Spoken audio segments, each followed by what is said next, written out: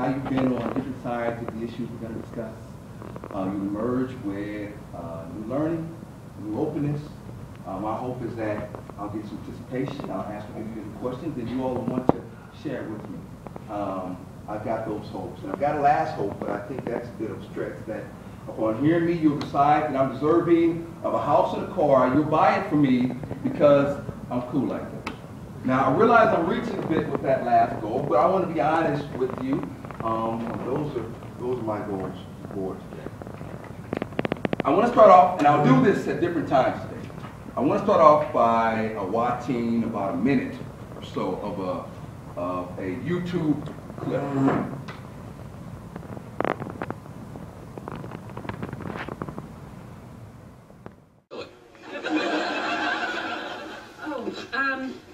Daryl, these are people I know.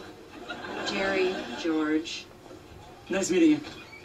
I gotta run, Elaine. I'll see you later. Okay. Still no putty? I think his answer machine's broken, so I just gave up. What do you think? What, about you dating a black guy? What's the big deal? What black guy? Daryl. He's black, isn't he? He is? No, he isn't. Isn't he, Elaine? You think? I thought he looked Irish. What's his last name? Nelson? That's not Irish. I think he's black. Are you talking about this? I think it's okay. No, it isn't. Why not? Well, it would be okay if Daryl was here. If he's black. Is he black? Does it matter? No, of course not. I mean, I'd just like to know. So you need to know. No, I don't need to know. I just think it would be nice if I knew. Should I take that? What's... Oh, here. Yeah.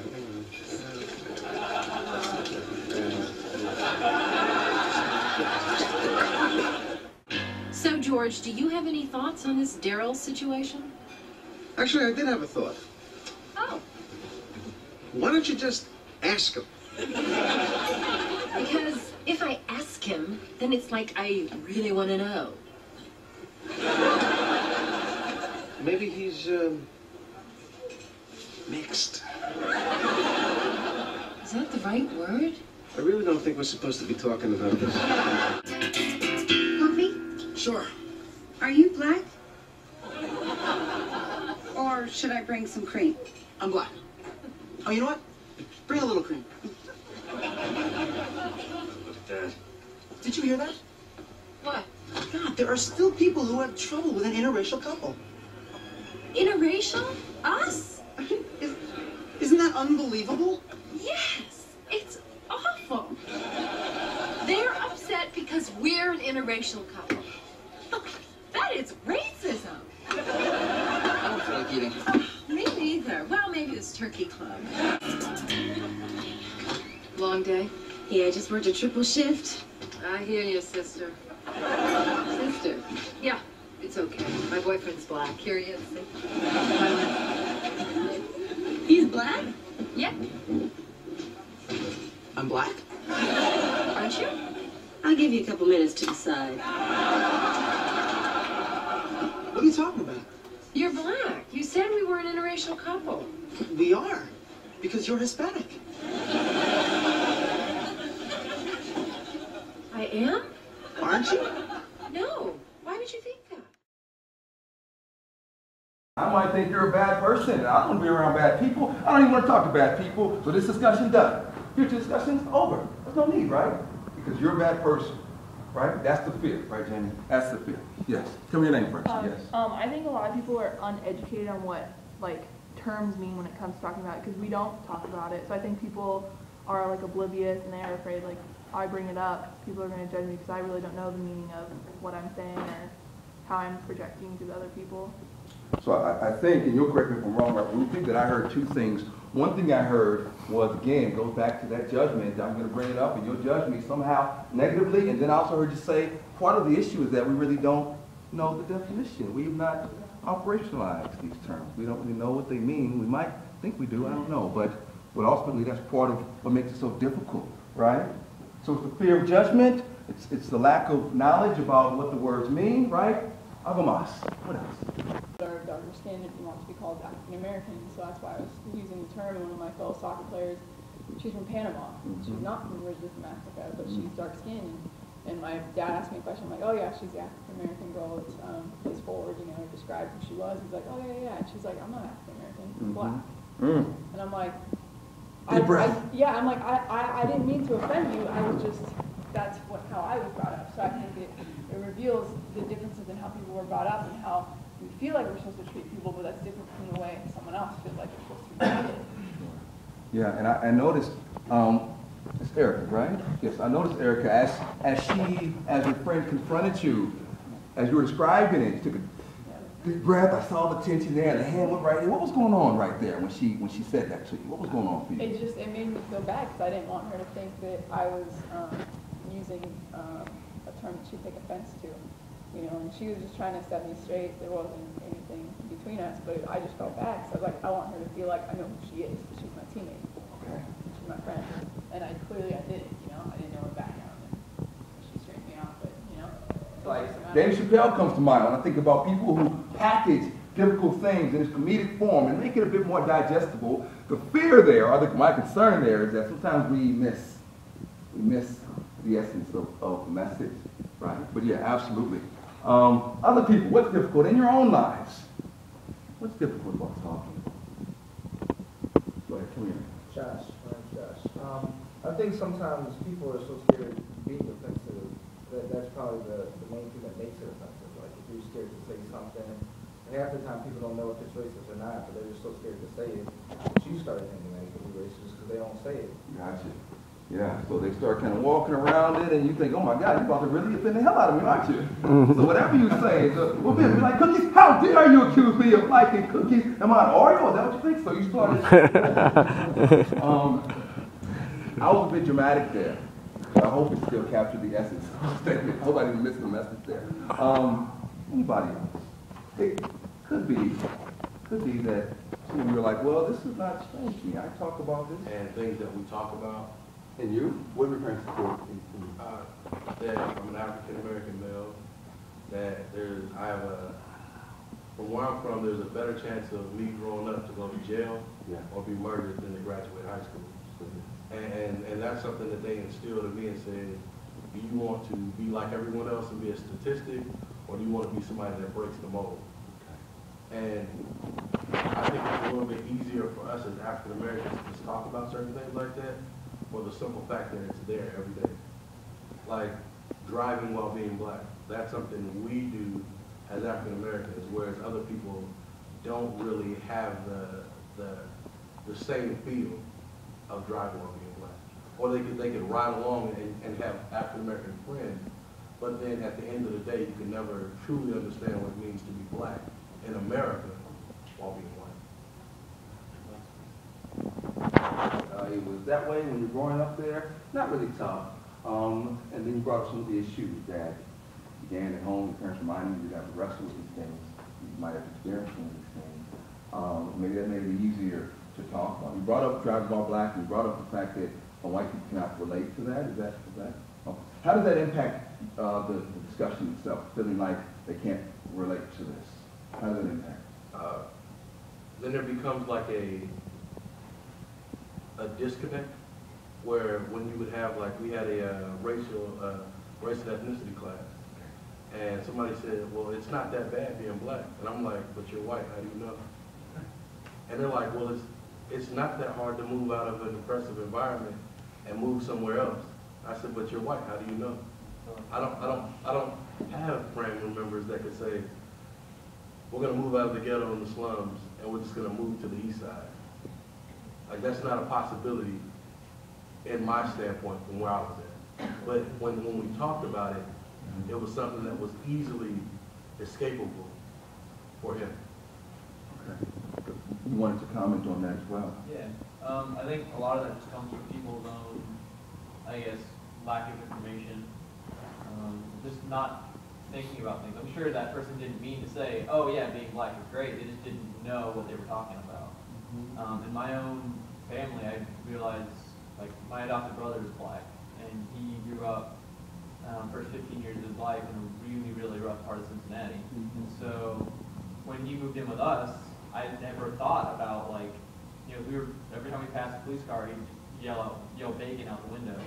Like, I thought it was funny, but like, for me, I never thought about, you know, really giving police a second thought. But for him, police, you know, profiling and brutality was a very real thing that he had to deal with himself. And so it wasn't until, like, I asked him one time, like, so is it African American? Is it black? Is it, I don't know. Just because I didn't know. Yeah. And, you know, he kind of made a joke out of it and said, you know, you guys have a black patch, you're fine, but sometimes You all have, sorry? a black pass.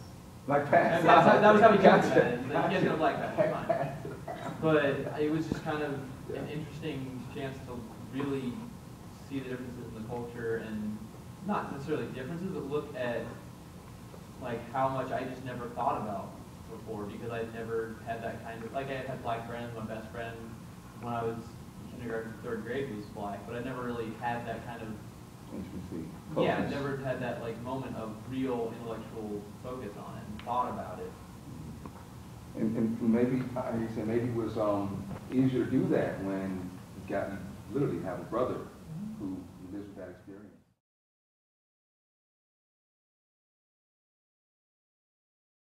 To become emotional when talking about it. Matter of fact, I would actually go so far as to say that if there's not just a little bit of discomfort talking about this, then something is being avoided.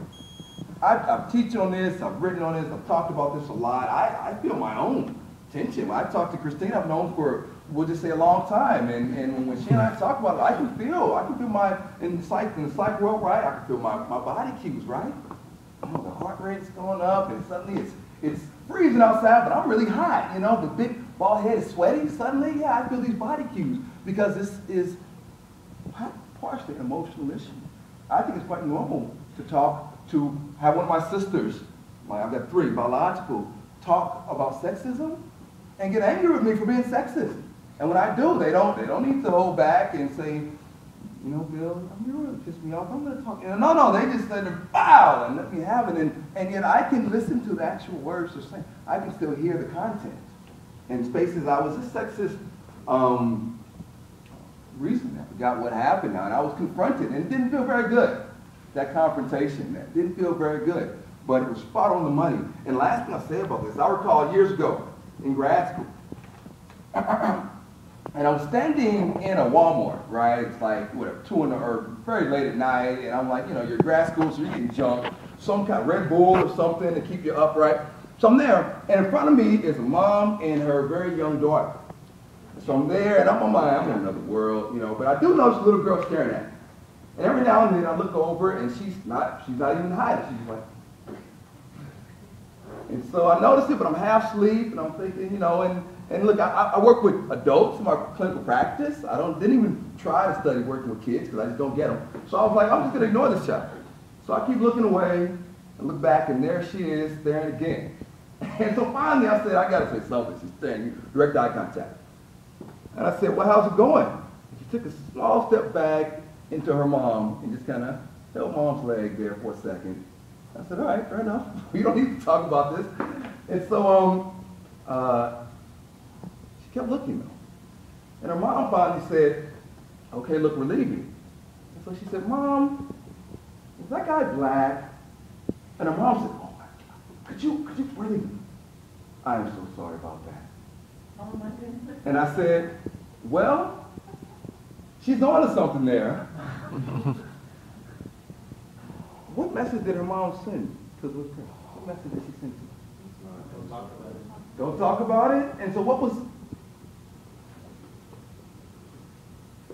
Well, let me just give this... You're right, don't talk about this. And also, the little girl in her mind potentially could be saying, I said black, and Mom ushered me away. Maybe there's something wrong with me. Like maybe the guy is, there's no telling, right? But so there's something wrong with him, and don't talk about this. That's what I got right now. Don't know what else to do with the information there, but that was it. Opportunity to think this in a different message. This is often the message we send, and this is part of the fear in talking about that. You disagree, Eric? No, I was just going to say that the reaction the mom had is, I feel something similar to what like my mom would have walking on the street. street, if I'm like, hey, is that guy homeless? Mom's like, whoa, whoa, Don't do point that. at someone, don't point them out, you know. That, you know, it's the same reaction, but why should we, just because your skin color? So what I hear you saying is, well, like maybe like Jerry asked Elaine, well, what does it matter? Does it matter to you? And Elaine first saying, no, it doesn't matter. Then later saying, I'd like to know. And maybe I hear that being your question. Jerry says, well, why does it matter? Why is it important? Why does the little girl? How would you all answer Erica's question? Valid question there. What do y'all think? Why is that relevant at all? Should it even be? What's So that every time they're learning constantly, and that they want to know. Like that's one of the best things about children is they always have a question for a question for a question about wanting to know something. So they're curious in their nature, and no disrespect. So the issue is that she was curious because maybe she hadn't probably seen someone in person. Maybe she's seen it on TV, but she didn't see you in person. And this is her first real experience with someone of a different race. That's right. It looked like, when she asked me the question, it looked like she had finally worked something out. She was like, something here. Let me put some thought into it. Mom, I've got the answer. Yeah. I would add something to that. Let me back up and come back and address that directly. That I agree with you all. The fear, and I'm not going to make it through these 3 pages. I'm aware of that now, and I've accepted it. But the fear, I think, partially in talking about this is for some people, maybe for some white people in particular, being called the R word. You know, being called the R word. Whoa, you're going to think I'm the R word. Now, I might add to, Ruthie, right? To Ruthie's point, we don't often understand what racism means. So we don't really know what we've been called, but it doesn't sound good, and we don't want to be associated with it, right? And so sometimes what we might do is take a step further and express what I call colorblind racial attitudes. Have you heard this term? Colorblind racial attitudes, right? What are colorblind racial attitudes? Put your head down. Actually, I think you may have been the only one nodding your head. Sorry. It can mean a lot of things, but trying to be able to articulate it. I know what it is, but It's partial. Is your hand going up there, Mark? Okay. Don't cough, man. I'll cough right on. Okay, colorblind racial attitude is the idea that race should not matter. Now, that part of it is okay. Race should not matter. I agree with Erica. But it's also the idea then that race does not matter. Does not matter. And as Elaine will tell you, it does. I can't articulate why, but we can say, you and I know that there are social political implications to race. I ran off a series of numbers earlier today that talked about this is some proof that race does matter today. Should it matter? Well, we can all say humanistically, idealistically, in a perfect world, it doesn't matter. I agree with your comment earlier. You and I are 99% alike. Race is not a biological reality. It's a sociological fiction, I might add. And you and I are on the same page. But the little girl has somehow learned from somebody, somewhere, TV, maybe playground, somewhere, that this matters. This is meaningful. There's meaning to this. I was going to show you, don't have time now, but a clip of the doll study, Clark and Clark, that asked both white and black children, both black in their day, but since it's been done with white children as well, you present kids with 2 dolls and you say, which doll is the nice doll? Can you guess which doll they often pick? The white one or the black one? Which doll is the mean doll? Can you guess which doll they pick? So somehow, all kids do is tell you what you've already told them. They reflect reality. So somehow they've learned that this matters, and here's what it means. There are social, Clark and Clark taught us that the age of as young as 2 years old, children understand that there are sociological implications to race. And it means something. That it means something sociological. Okay. Now, I might add that possibly one reason that some people of color, some African Americans don't talk about it, is a fear of being misunderstood, being seen as angry. If I get upset because I've just been offended now, are you going to say, oh, that Bill, you can't talk to that guy. Look how angry he is. Look how angry he looks there. You can't talk about these things, you know. So being seen as being somehow stereotyped or